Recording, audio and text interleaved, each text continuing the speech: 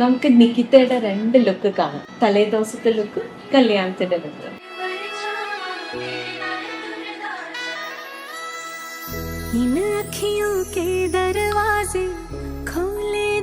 നികിതയോടൊപ്പം ഒരുങ്ങാനായിട്ട് ഒരു post wedding reception ലുക്കിന് ഒരാളുണ്ടായിരുന്നു. അപ്പൊ രണ്ടുപേരുടെ ഒരേ ഡ്രസ്സ്. പിന്നെ രണ്ടുപേരും ഒരുമിച്ച് പിടിച്ച് ഒന്ന് നിർത്തി വീഡിയോയും എടുത്തു.